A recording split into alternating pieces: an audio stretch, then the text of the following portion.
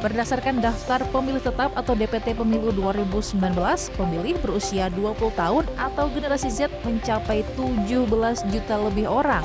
Makanya sekarang kan nyarinya semuanya dikit-dikit anak muda. Dikit-dikit anak muda. Habis tahun 2024, apa masih dianggap penting? Wah.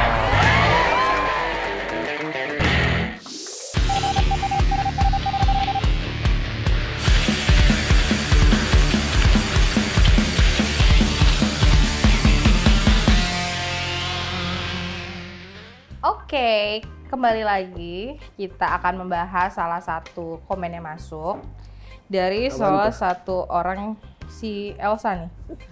Soalnya gambarnya Si Elsa. paling Elsa. Tapi namanya Tessa Forger. Iya, namanya Tessa Forger. Ya gitulah. Katanya coba bahas susahnya nyari temen yang nggak sefrekuensi dong. Ah, gimana nih? Gimana sih? Kok gue bingung? Iya, yang itu berarti. Wah, kita kaget lu. Emang susah sih nyari temen yang sefrekuensi.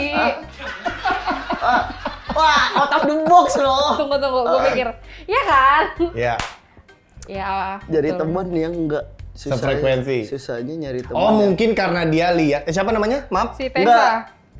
Tessa. Coba bahas susahnya nyari temen yang enggak sefrekuensi. Ngapain dicari? Enggak, berarti enggak. Ngapain dicari? Tipe kali dia tipe. Ngapain dicari? Maksud mungkin karena dia melihat kita bertiga kok bisa nyambung ngobrolnya. Enggak juga sebenarnya Juga Tessa. sebenarnya. Iya, sebenarnya kita di belakang juga saling tikam ya, saling hujam. Karena belakangan juga, bukan belakangan sih. Kalau kita bicara anak muda, punya klasifikasi masing-masing, punya cara memandang orang, menilai orang. Apalagi kalau kita bicara Gen Z nih, ini kan PR banget nih Gen Z nih kan. Berarti ini dia nyari temen yang sefrekuensi lah ya. Ya, Sebenarnya biasanya sih seperti itu, karena kan Gen Z juga selektif banget benar. gitu. Tapi gue nggak tahu kalau eranya kalian berdua apakah. Oh, kita beda era ya, lupa. soalnya. Eranya gue bertiga, ya. Tiba-tiba ngajak seera. Nah, ini udah bukan era lu lagi, Ferlin. Iya. Gue yang berkuasa. Iya. Mungkin kalau untuk di gue sekarang ya, mungkin kita lebih ke seleksinya itu udah makin kesini makin sedikit. Dimana gue ngerasa dulu gue tuh banyak temen, kayak semuanya gue punya temen di daerah situ gitu. Tapi sekarang ya udah gue udah terkikis jadi cuma 5, 10 gitu doang. Oh, lu mainnya seleksian temen gitu ya? Bukan gue nyeleksi, tapi memang itu seleksi alam. Kita akan gak akrab lagi kan. Akan ada waktunya orang Ya, berubah. betul. Nah, kita nggak bisa nahan dong. Masa kita paksain kita berteman padahal kita udah nggak sefrekuensi. Lah, tetap aja berteman mah berteman. Itu kan namanya menjalin tali silaturahmi. Iya, kalau Ya temen ya kan? udah cuma temen aja, cuma nggak seakrab dulu gitu loh, yang nggak bisa langsung. Ya. Ayo kita si random nih tiba-tiba ngajak ke coffee shop kayak gitu. Itu yang udah nggak bisa. Tapi lu tipe yang musuh-musuhin orang nggak? Tergantung apa yang dia lakukan ke gue sih. Dia musuhin gue atau enggak? Wah gila, gua nggak bisa sih musuh-musuhin orang. Oh, gue sih nggak bisa. Kalau gue nggak suka sama orang, gue akan kasih lihat. Wah, Oh, jadi nggak bisa lu bohongin ya dari Nggak bisa. raut muka, gestur bisa. lu. Kecuali benar-benar dibutuhkan untuk fake, baru gue bisa fake. kalau gua nggak fake sih, gua lebih nerima sifat jelek orang lain aja. Karena orang lain kan nggak selamanya baik kan. Sewaktu-waktu dia juga bisa nunjukin sifat jeleknya ke kita orang. Emang lu banyak teman sekarang nih? Temen juga gue nggak, akhirnya mulai mengerucut juga sih ya. Mengerucut kan? Mulai mengerucut. Mulai Bukan gue yang kelihatan. ya gue juga selektif, tapi bukan berarti pengen musuhin seseorang yang lain, enggak. Hanya saja memang ada saatnya beberapa circle ini gue bedain cara berdiskusinya, cara bergaulnya gitu. Tetapi gue tipikal yang adaptif gitu. Iya, betul. Gue tipikal Iya. yang adaptif dimanapun. Nah, ngomongin soal tadi pertemanan, ngomongin soal ini, soalnya gue melihat juga Gen Z itu butuh teman atau butuh circle yang sefrekuensi karena mereka sendiri pribadi yang kritis, Iya, suka betul. speak up. Jadi apa-apa tuh dikomentarin, masih punya keberanian untuk berekspresi gitu. Betul. Itu mengakibatkan mereka butuh lingkaran atau pertemanan yang sefrekuensi. Kalau enggak, bakal di ini terus sama dia, di komen lagi. Begitu nggak kira-kira? Iya, iya. Karakter Gen Z adalah pribadi yang kritis gitu dan speak. Kalau kritis iya, speak up juga iya. Cuma kalau misalnya yang harus menerima itu nggak tahu juga sih, karena gue pun punya temen yang kadang-kadang tuh bikin gue sakit hati, tapi gue tetap main sama dia gitu. Bikin sakit hati tapi lu masih main Karena sama dia. mulutnya emang sialan gitu. Astagfirullah. Serius, mulutnya kadang-kadang. Siapa sih itu siapa? Nggak usah disebut. Nggak usah. Nanti Apa sebut aja. nanti dia nggak mau main sama gue lagi. Apa? Temen deket gue gitu maksudnya. Oh, yang di kosan lu kan? Bukan dong, bukan, tenang, beda circle. Ya circle gue cuma 2 lagi, ketahuan dong. Iya kayak gitu, maksudnya Oke, kadang-kadang tuh oke. gue suka kalau dia udah ngelontarin hal-hal yang bikin gue sakit hati, gue langsung kayak langsung ya udah deh gue diem aja. Gua tahu nih orangnya nih. Ya, Gua tahu nih si orangnya. itu. Cowok kan? Iya, ketahuan ya kayak gitu lah. Iya, Ada tahu temen yang nyir-nyir, tapi tetap gue masih temenan. Oke. Masih di batasnya lah. Oh, masih ada sisi menerimanya ya, masih. Ada sisi komprominya. Karena ya, ya, karena kompromi. dasarnya dia temen baik gua gitu loh, udah berapa tahun.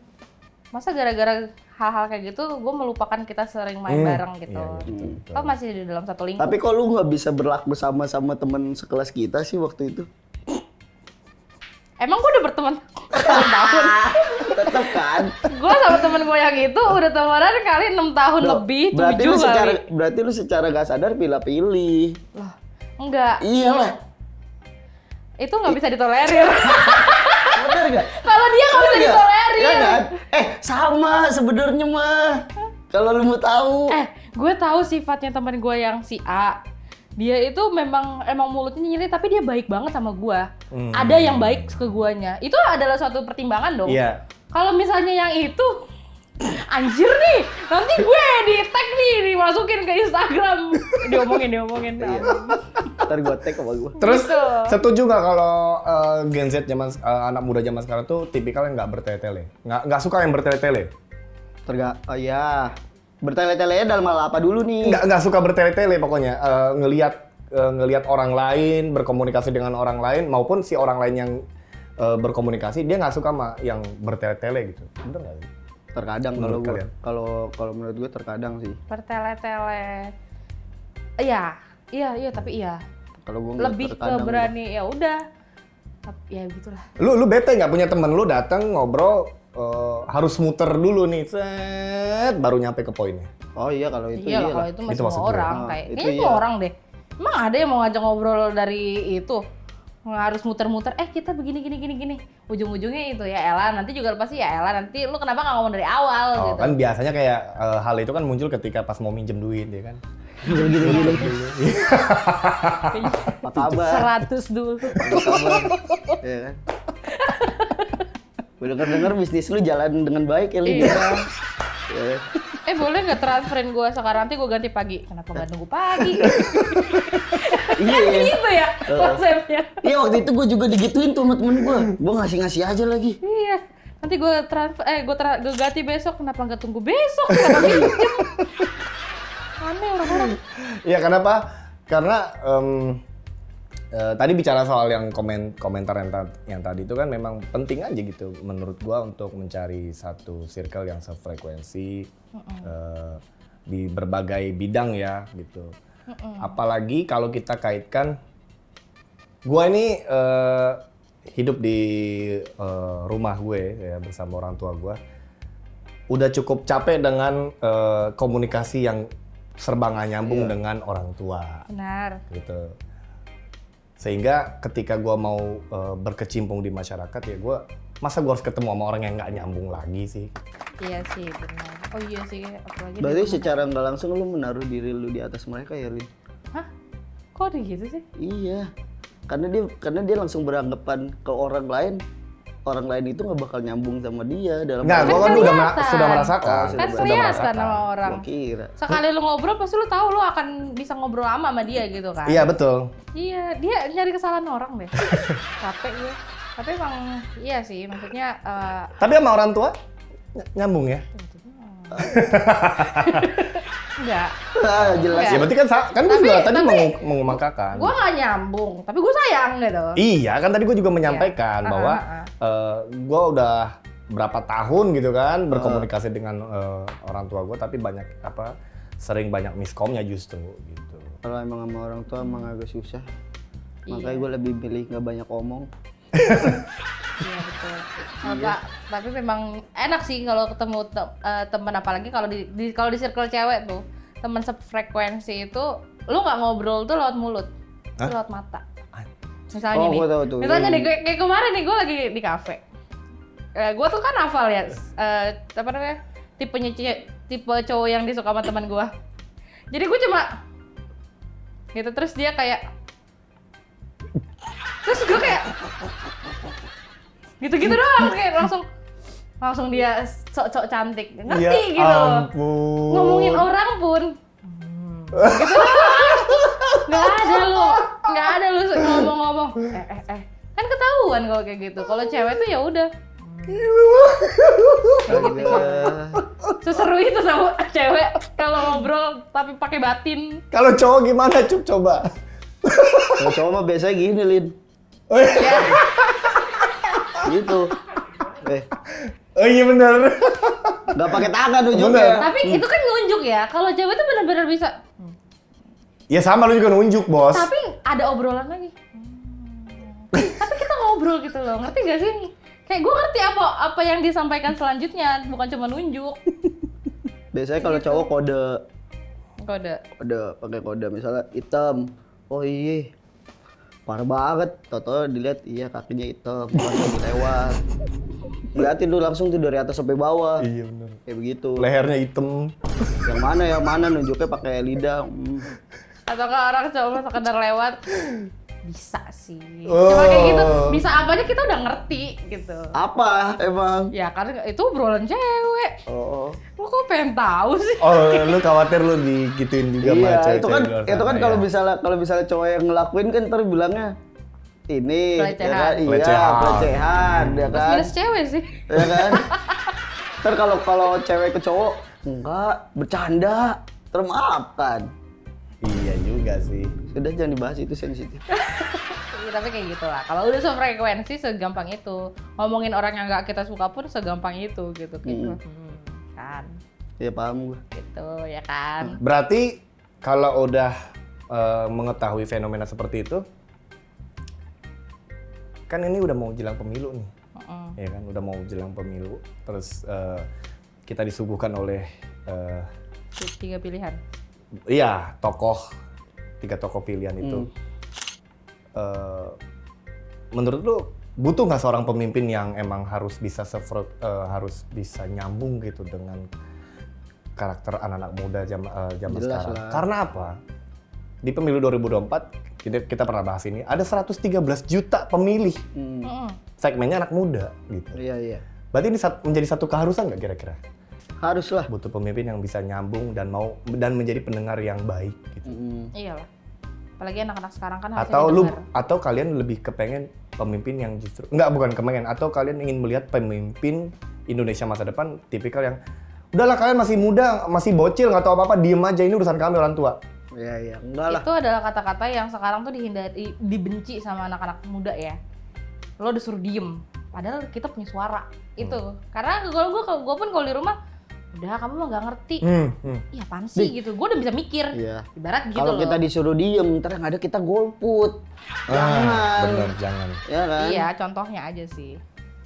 Mending apa namanya? Disuruh nurut. Iya betul. Jangan. Kalau disuruh bener, gue betul-betul aja lagi. Maksudnya betul kalau misalnya kita butuh sosok pemimpin yang adaptif lah, bisa menyesuaikan ke anak-anak mudanya. Jadi anak-anak muda merasa sefrekuensi sama si capres ini nih. Ya kan kita sangat perlu, Pak. Iya, betul. Karena akhirnya di beberapa artikel pemberitaan muncul makin kesini ya, setelah KPU merilis bahwa ada 113 juta, itu ada berapa ya?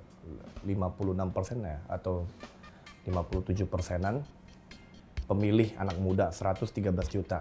Artinya anak muda zaman sekarang ini, di tahun ini adalah kunci kemenangan di Pilpres 2024. Betul. Makanya sekarang kan nyarinya semuanya dikit-dikit anak muda. Dikit-dikit anak muda, dikit-dikit Itu anak muda. sepenting itu guys. Iya, betul sekali. Tapi ntar abis tahun 2024, apa masih dianggap penting? Wah. Tergantung sih.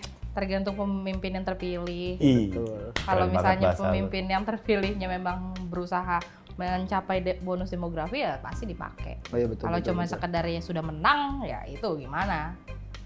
Kan yang penting gue udah menang. Iya, betul. Mau gimana Indonesia terserah. Nah, itu dia bahaya. Jangan ngomong Ferdin. Kesurupan. Masalahnya udah segini Ya, oke. durasinya. Gak bisa banget lihat orang bengong. Makanya guys, untuk sekarang kita itu sebagai anak muda berarti harus melihat yang mana yang baik, yang mana yang sefrekuensi, yang mana yang kira-kira menurut kalian kinerjanya sudah benar, Betul, sesuai betul. keinginan kita, bukan sekedar nyuruh-nyuruh anak muda untuk melakukan suatu hal, tapi membiarkan kita, Betul. memberikan kita kesempatan lah Yes. Betul untuk di sekali. tahun depan dan 5 tahun ke depan. Dan seterusnya. Iya, karena kan Betul. ini berpengaruh Oh, ke 5 kita. tahun, iya betul. Berpengaruh ke kita, jadi jangan sampai Banget. salah pilih. Yo, Gitu aja lah, karena kita kaget juga kan Iya. untuk topik ini. Udah Oke. udah gak siap tuh. Wah, luar biasa. Oh, Ya, kalau begitu jangan lupa komen lagi, kita mau bahas apa selanjutnya. Ya. betul. Sampai jumpa lagi di episode selanjutnya bersama kita di Dance.